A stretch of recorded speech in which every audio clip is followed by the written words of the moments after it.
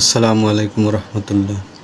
সম্মানিত দেশবাসী, গতকাল রাত্রের একটি ভিডিও পুরা নেট দুনিয়ে ছড়িয়ে গিয়েছে যে জাকসু নির্বাচনে জনাব মারুফ মল্লিক সাহেব এবং স্বেচ্ছাসেবক দলের এক নেতা হঠাৎ করে রাতের বেলা জাকসুর বিপি সহ নির্বাচন কমিশনের সাথে দেখা করেছে।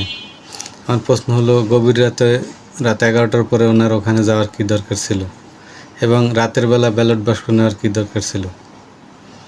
অন্তর্বর্তীকালীন সরকারের কাছে একটি প্রশ্ন রাখতে চাই যে আপনারা যে এই ছাত্র সংসদগুলো নির্বাচনগুলো যদি ফেয়ারভাবে না করতে পারেন, তাহলে আপনারা জাতীয় নির্বাচন কেমনে করবেন? যদিও জাহাঙ্গীরনগর বিশ্ববিদ্যালয় ইসলামী ছাত্র শিবির অতটা প্রভাবশালী নয়, তারপরও সবাই আশা রাখে তারা এক ভালো করবে।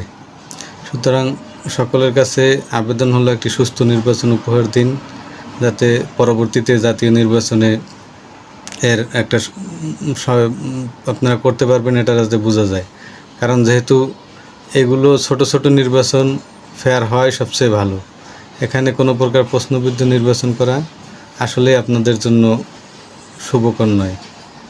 আর একটা প্রশ্ন রাখবো, আমার এক বড় ভাই যার সাথে দীর্ঘদিন ঢাকা শহরে রাজনীতি করেছি, সেই বড় ভাই বলেছেন যে ঢাকা বিশ্ববিদ্যালয় নাকি শিবির আওয়ামী লীগের সাথে আঁতাত করে নির্বাচিত হয়েছে। তো বড় ভাইয়ের কাছে প্রশ্ন হলো যে 2015 সালে রাতের ভোটে নির্বাচনের পরে একটি সুষ্ঠু সফল আন্দোলনকে কেন আপনারা ঢাকা সিটি নির্বাচনে গিয়ে বন্ধ করে দিয়েছিলেন?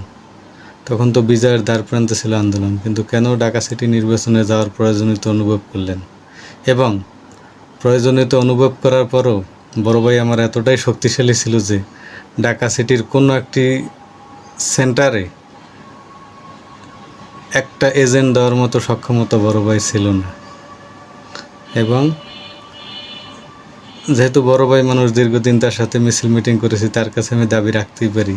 সবাইকেও কাইন্ডলি রং নাম্বারে নেবেন না, যেহেতু বড় ভাইয়ের কাছে আমার দাবি আছে যে কেন সকাল 8টার ভিতরে ঢাকা সিটির সমস্ত সেন্টারগুলো থেকে আমার বড় ভাইয়ের কর্মীরা বেরিয়ে যেতে বাধ্য হয়েছিল। বড় ভাই কি এতটাই শক্তিশালী ছিল 2015 সালে যে একটা সেন্টারে পর্যন্ত ঢাকা মহানগরে কোথাও একটা এজেন্ট দিয়ে রাখতে পারে নাই?